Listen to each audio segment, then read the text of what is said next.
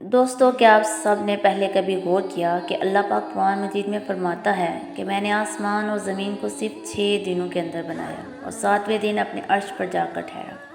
اسلامی تعلیمات میں ہفتے کے 7ویں دن یعنی جمعے کے دن کو یوم السبت کہا گیا، یعنی سب سے برکت والا دن اور باقی دنوں کا سردار۔ ہمیں کعبہ یعنی اللہ کے گھر کا طواف کرنے کا حکم بھی 7 مرتبہ دیا گیا ہے اور 7 مرتبہ صفا مروہ پہاڑی کے چکر لگانے کا حکم بھی دیا گیا ہے۔ حج کے دنوں میں شیطان کے ہر ایک علامتی پلر کو 7 کنکریاں مارنے کا حکم دیا گیا ہے۔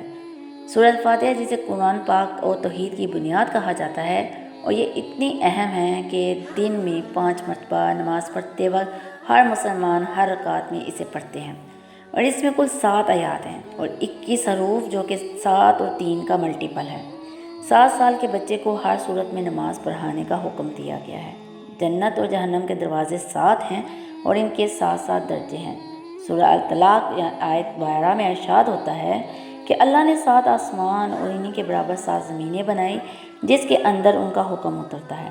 اس کے علاوہ اللہ نے زمین پر اور 7 مضبوط آسمان کی تہیں بھی بنا دی۔ حضرت یوسف علیہ السلام کے دور کے فرعون مصر کو خواب میں 7 موٹی اور 7 دبلی پتلی لاغر گائیں دکھائی گئی تھی، اور قوم عاد پر اللہ نے 7 راتیں اور 8 دن تک عذاب کی آندھی کو چلائے رکھا۔ یہی نہیں بلکہ زمین کے رینبو کے بھی 7 بیسک رنگ ہیں۔ زمین پر 7 بڑے اعظم ہیں اور 7 ہی سمندر کیوں موجود ہیں؟ آخر نمبر 7 کے اندر ایسی کیا بات ہے کہ قرآن کریم کے ہر ایک اہم واقعے کے اندر اور دنیا و کائنات کی بناوٹ کے اندر ہمیں ہر جگہ دیکھنے کو اور سننے کو ملتا ہے؟ یقیناً اس نمبر کے اندر کوئی نہ کوئی ایسا راز چھپا ہوا ہے جسے ہم لوگ نہیں جانتے۔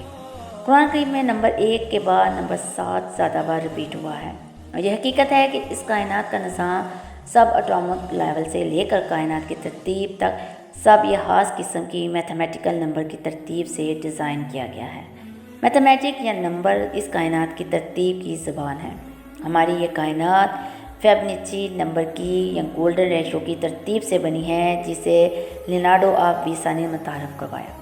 اس کی ترتیب کچھ ایسے ہے کہ مثال کے طور پر آپ ایک نمبر کا اسکوائر لیں، اب اس کے ساتھ اسی سائز کا ایک اور دوسرا اسکوائر جوڑ دیں، اب اس کے ساتھ ایک 2 کا اسکوائر جوڑ دیں، اب اس کے ساتھ ایک 3x3 کا، پھر 5x5 اور پھر 8x8 کا۔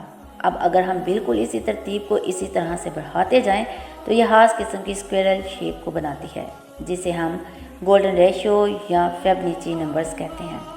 یہ وہ ترتیب ہے جو کہ اس وقت حاصل ہوتی ہے جب ہم ایک پچھلے نمبر کو اگلے 2 نمبرز کے اندر شامل کرتے جائیں، اور حیرت انگیز طور پر پودوں کے پتوں سے لے کر پھولوں، یعنی ہر ایک پودے، جانور، خود ایک انسان کے اندر بھی بالکل یہی ترتیب موجود ہے۔ سمندر کی لہریں ہوں یا اس کے اندر موجود سمندری مخلوقات، ہماری کائنات کے اندر موجود پلانٹ اور گلیکسیز، حیرت انگیز طور پر یہ سب کے سب اسی اسپائرل پیٹرن کو فالو کر رہے ہیں، جو کہ ہمیں یہ بتاتا ہے کہ اس کائنات کا بنانے والا صرف ایک خدا ہے، جس نے اس پوری کائنات کی ترتیب بالکل ایک جیسے ہی رکھی ہے، کہ یہ ہمیں کائنات کے ایک خالق، ایک ہی سوچ کا پتہ دیتی ہے۔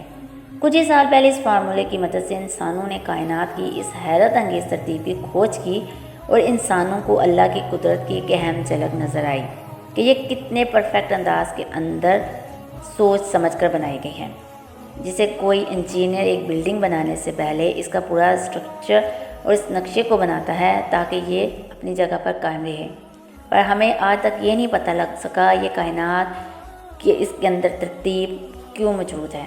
بس یہ پتہ ہے کہ یہ موجود ہے، بالکل ایسے ہی جیسے ہم نمبر 7 کو اسلامی تعلیمات سے لے کر زمین و آسمان کی ہر ترتیب کے اندر دیکھتے ہیں، مگر اب تک یہ نہیں جان سکے کہ اس کے پیچھے خاص وجہ یا میتھیکل لاجک کیا ہے۔ آسان الفاظ میں اسلامک اسکالرز اور سائنٹسٹ کے لیے نمبر 7 آج تک ایک مسٹری ہے، ایک پہیلی ہے، جس کا اب تک کسی کے پاس کوئی جواب نہیں۔ شاید اب تک ہم انسانوں کا دماغ اتنا ایڈوانس لیول تک نہیں جا سکا کہ اس کی گہرائی کے اندر اتر سکیں، اور یقیناً مستقبل میں ہم انسان اس کے متعلق کوئی نہ کوئی کھوج تو ضرور لگا لیں گے، کیونکہ اللہ تعالیٰ خود یہ چاہتا ہے کہ ہم اس کی کائنات پر غور و فکر کریں، اس کی ترتیب پر غور کریں تاکہ اس کی ذات کو پہچان سکیں۔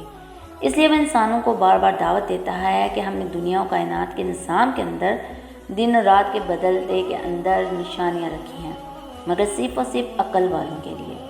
پھر فرماتا ہے کہ نظر اٹھا کر اس کی کائنات کو دیکھو تو تمہیں اس کے اندر کوئی حامی نظر نہیں آئے گی، یہ بالکل پرفیکٹ ہے، بالکل اللہ کی ذات کی طرح۔ قرآن کریم علم کے علاوہ نمبرز کی ترتیب کے لحاظ سے بھی ایک معجزے سے کم نہیں۔ مثال کے طور پر اگر آپ پورے قرآن پاک کا مطالعہ کریں تو لفظ سزا 117 بار ریپیٹ ہوا ہے، جبکہ لفظ معافی 234 بار۔ اسی طرح سے اللہ تعالیٰ قرآن کریم کے اندر حضرت محمد صلی اللہ علیہ وسلم سے فرماتے ہیں کہ کہو، یعنی کہ کہو کا لفظ 332 مرتبہ ریپیٹ ہوا ہے۔ اس کے جواب میں لفظ انہوں نے کہا بھی 332 مرتبہ ریپیٹ ہوا ہے۔ حیرت انگیز طور پر لفظ دنیا اور آخرت کی زندگی 115 مرتبہ ریپیٹ ہوئے ہیں۔ شیطان اور فرشتے دونوں کا ذکر پورے قرآن پاک کے اندر 88 ٹائمز ریپیٹ ہوا ہے۔ یہ کیسے ممکن ہے کہ جنت اور جہنم دونوں کا ذکر 77 ٹائمز، جبکہ زکوٰۃ اور برکت کا لفظ دونوں 32 ٹائمز یعنی کہ 32 مرتبہ ریپیٹ ہوئے ہیں۔ یہی نہیں بلکہ موسم گرمی اور سردی کا لفظ بھی پورے قرآن پاک میں 5 مرتبہ بیان ہوئے ہیں۔ مرد اور عورت دونوں کو برابر 23 مرتبہ بیان کیا گیا ہے۔ اس کے پیچھے لاجک یہ ہے کہ انسان کی تخلیق کے وقت بیالوجیکلی طور پر ایک بچہ اپنے 23 کروموسومز کو اپنی ماں سے لیتا ہے اور 23 اپنے باپ سے، جو ٹوٹل ایک انسان کے اندر 46 ہوتے ہیں۔ ایک انسان کے ڈی این اے کے اندر موجود یہ کروموسومز انسان کے ہر ایک کریکٹر اور جسم کو ڈیولپ کرتے ہیں۔ کیا یہ بھی ایک اتفاق ہے؟ اس کے علاوہ زندگی اور موت دونوں کا ذکر 140 ٹائمز کیا گیا ہے۔ مزید پورے قرآن کے اندر زمین کا ذکر 13 ٹائمز جبکہ سمندر کا ذکر 32 ٹائمز کیا گیا ہے۔ ان دونوں نمبرز کو اگر جمع کیا جائے تو یہ بنتا ہے 45۔ اب زمین کے ذکر کو یعنی 13 کو 45 سے تقسیم کریں تو یہ بنتا ہے 28.88%۔ اب اسی طرح سمندر کے ذکر کو یعنی 32 کو 45 سے ڈیوائڈ کریں تو یہ نکلتا ہے 71%۔ اور ہم سبھی لوگ جانتے ہیں کہ ہماری ٹوٹل زمین پر خشکی ہماری پوری زمین کے 28.8% حصے پر موجود ہے اور سمندر 78% حصے پر۔ اللہ اکبر! کیا اب بھی کوئی کہہ سکتا ہے کہ یہ سب کچھ محض ایک اتفاق ہے؟ اس کے علاوہ قرآن کریم کے ایسے بے تحاشا معجزات موجود ہیں، اس کتاب کو اللہ کا کلام اور اس کائنات کو اس کی تخلیق ثابت کرتے ہیں، مگر عقل والوں کے لیے ان میں نشانیاں ہیں۔ باقیوں کے لیے جن کی آنکھوں پر پٹی اور ان کے دلوں پر مہر ہے، ان کے لیے سب کچھ صرف ایک اتفاق ہے۔ جیسا کہ اس دنیا میں آنا اللہ تعالیٰ سے دعا ہے کہ وہ ہمیں سمجھنے کی اور نیک عمل کرنے کی توفیق عطا فرمائے، آمین۔